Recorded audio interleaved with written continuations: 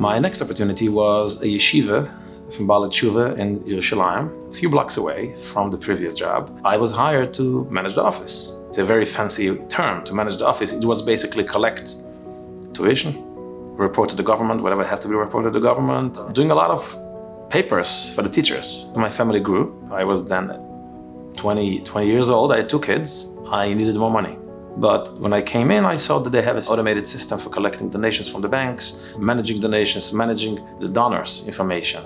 After a short while, I realized that we can actually use that same system. If I'm going to extend it, we can actually use it for tuition as well. In programming, I was a beginner, an absolute beginner. Once a month, the programmer, which is a first-class programmer, good friend, he came over once a month. If they needed some adjustments, changes, bug fixes, he came over once a month for 1 day.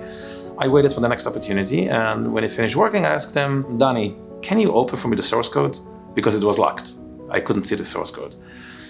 And he told me, yes. That was for me like Kiryas Yamsuf. It was for me a big ness that he said yes. Because all of a sudden, what happened on that day was I got access to first-class code. I mean, real world code. And I started to learn and learn and learn and learn. And so I purchased Microsoft Access books, this thick. So I started to learn, what does that keyword mean? Difficult studying. I knew nothing. This was opening the door to the ballroom. So instead of him coming by once a month, I was busy half of my day extending it, automating, taking it to the next level. After I really knew that code base, that product, I went to Danny and I told him, how about I can sell your product, and how much would you pay me? And he told me, I will pay you $500 on each one. $500 back then was a lot of money for me. What turned out, the $500 were just the beginning. Every single organization needed customizations. I got busy.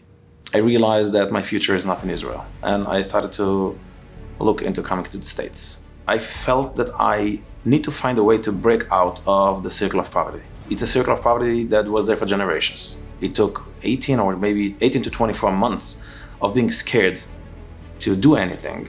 And then when we decided, and my wife gave birth to the fifth child, from the hospital we went to the government office to make a passport. And when the baby was a month old, we were in New York. I personally know friends from here, from the States, that were not born in the poverty in a circle of poverty at all. But they themselves are in that poverty circle because they started their lives relying on government funding. It feels very safe to rely on the government, but it's wrong. You limit your possibility for income. That's the reality. Paying taxes is part of being a gulas. You are teaching your kids that the money grows on the tree. You cannot really grow by being under the radar.